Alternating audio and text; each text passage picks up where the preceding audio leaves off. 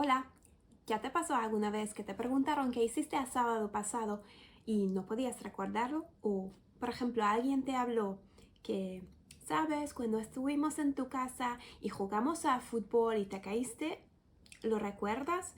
Y tú estás segurísimo que eso nunca pasó, pero al final tenías que aceptar lo que sí lo ocurrió, pero qué raro que no podías acordarte nada. Vamos a mirar este tópico, que cómo olvidamos y por qué olvidamos cosas, pero cosas ciertas, porque hay cosas que sí lo recordamos. Vamos a mirar. Vamos a hacer un ejercicio. Toma un papel y haz una lista de todo lo que hiciste ayer desde el momento en que te levantaste hasta que te fuiste a dormir. Incluye detalles sobre a quién viste y sobre cualquier conversación o pensamiento que hayas tenido. Para el video hasta que finalices. Es posible que hayas recordado muchos detalles y es posible que te hayas olvidado muchísimas cosas. Ahora intenta hacer lo mismo con las cosas que ocurrieron hace una semana. Y por último, haz el mismo ejercicio aplicándolo a eventos ocurridos un día de hace exactamente un año a partir de ayer. Probablemente después de esforzar mucho, podrías recordar algo, pero si no se trata de eventos muy especiales y recientes, lo olvidamos. De hecho, piensa que, según la experiencia, lo que estás viviendo de forma consciente en este preciso momento acabará añadiéndose al resto de experiencias que hemos perdido. Pero, ¿cómo es posible? ¿Olvidamos todo o todos nuestros recuerdos estarán ahí aunque sean inaccesibles? Para contestar a estas preguntas, la investigación sobre memoria se ha focalizado tanto en el olvido incidental como en el olvido intencional. El olvido incidental se produce sin la intención de olvidar y el olvido intencional, por otro lado, tiene lugar cuando las personas emprenden procesos o conductas que intencionalmente disminuyen la accesibilidad con algún propósito. En este video voy a hablar sobre el olvido incidental y llegar a otro video sobre el olvido intencional. Pero ¿cómo sería nuestra vida sin olvido? Estoy segura de que muchos pensarán ahora a Funes el Memorioso, el personaje de Jorge Luis Borges que no podía olvidar nada de lo que percibía. El relato del escritor argentino dice que sospecho, sin embargo, que no era muy capaz de pensar. Pensar es olvidar diferencias, es generalizar, abstraer. En el abarrotado mundo de Funes no había sino detalles casi inmediatos. Podemos mencionar, por ejemplo, Eiji también, una mujer de 41 años que tenía una capacidad impresionante de recordar su pasado. Ella dice que mi memoria gobierna mi vida, es como mi sexto sentido, sin esfuerzos, me gustaría saber por qué lo recuerdo todo. Pienso en el pasado continuamente, es como una película que nunca para, es como una pantalla partida. Hablo con alguien y veo otra cosa distinta. Claramente, la experiencia de vida de Eiji es distinta a la nuestra y muestra el precio a pagar por una memoria perfecta. Es capaz de recordar las cosas buenas, pero a costa de sufrir la persistencia de las malas. Sin duda, la experiencia de Eiji es atípica, ya que la mayoría de nosotros olvidamos los eventos cotidianos. Hermann Ebbinghaus en 1913 fue el que llevó a cabo el estudio clásico sobre olvido. En este estudio se utilizó a sí mismo como participante y las sílabas sin sentido fueron su material de aprendizaje. Ebbinghaus aprendía 169 listas independientes, cada una de las cuales constaba de 13 sílabas sin sentido. Luego reaprendía cada lista a cabo de un intervalo temporal comprendido entre 21 minutos y 31 días. Observo que en todos los casos se producía olvido y encontró una relación clara entre tiempo y retención. El descubrimiento de que la pérdida de información es muy rápida al principio y que luego se nivela, se ha verificado con muchos tipos de materiales aprendidos. La curva del olvido que hemos comentado hasta ahora se ha ceñido al recuerdo de eventos distintivos que se aprendieron débilmente. Pero, ¿qué ocurre con la información que se ha aprendido de forma más completa y deliberada?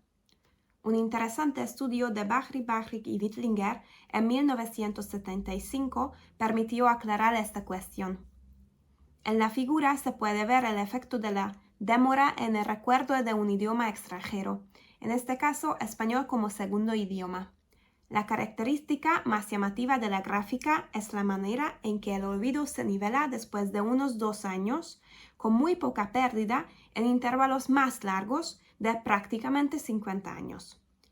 Es como si se generara olvido solo hasta un cierto punto, más allá del cual los trazos de memoria parecen congelarse. Así que, en el caso de material bien aprendido, parece que la curva del olvido se vuelve plana a cabo de un periodo inicial de olvido y solo muestra un pequeño olvido adicional en periodos largos de tiempo. También los estudios realizados por Meter y Bahri mostraron que el olvido es mayor si tenemos que recordar algo y no solamente reconocer. Entonces, el reconocimiento es generalmente más fácil que el recuerdo. ¿Qué factores frenan el olvido? Los recuerdos no son igualmente vulnerables al olvido. Según la ley de Yost, si 2 recuerdos son igualmente fuertes en un momento determinado, el más antiguo será más durable y se olvidará más lentamente. Así, está ampliamente aceptado que, en principio, los trazos nuevos son más vulnerables hasta que poco a poco se graban en la memoria mediante el proceso de consolidación. Se denomina consolidación de la memoria al proceso en el que las memorias a corto plazo se convierten en memorias a largo plazo. Con otras palabras, este proceso dependiente del tiempo por el que un nuevo trazo gradualmente se teje en el telar de la memoria y por el que sus componentes e interconexiones se unen se conoce como consolidación. Se han propuesto al menos de 2 tipos de consolidación. La investigación sobre la consolidación sinóptica muestra que la huella de la experiencia necesita tiempo para consolidarse porque requiere cambios estructurales en las conexiones sinópticas entre neuronas. Estos cambios se apoyan en procesos biológicos que necesitan horas o días para completarse. Hasta que no se hayan realizado estos cambios estructurales, el recuerdo es vulnerable. La investigación también indica que un proceso conocido como consolidación sistémica está implicado.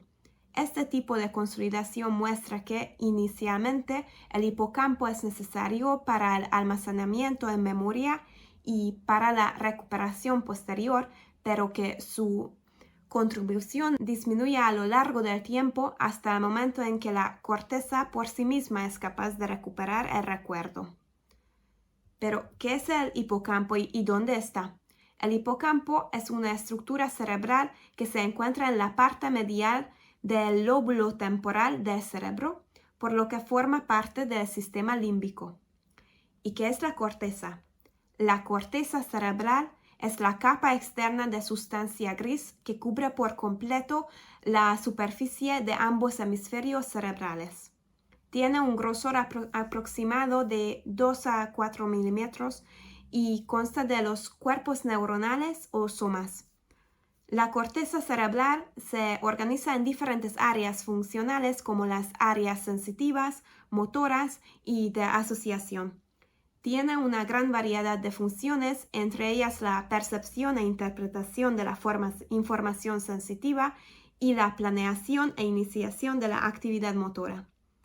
También cumple un papel importante en las funciones cognitivas superiores como la toma de decisiones, la motivación, la atención, el aprendizaje, la memoria, la capacidad de resolver problemas y el pensamiento conceptual.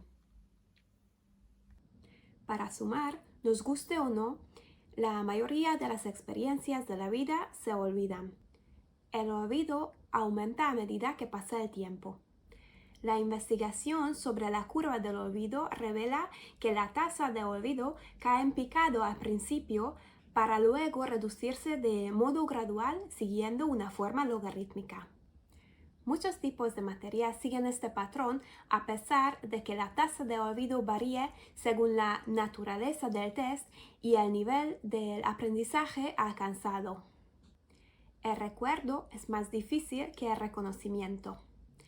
El olvido se reduce drásticamente en el caso de hechos y experiencias bien aprendidas, sobre todo cuando los materiales se recuperan de forma repetida. Muchas gracias por ver mi video. Si te gustó, suscríbete al canal, activa la campanita, así recibirás notificaciones cuando haya nuevo contenido de aprendizaje. ¡Chao!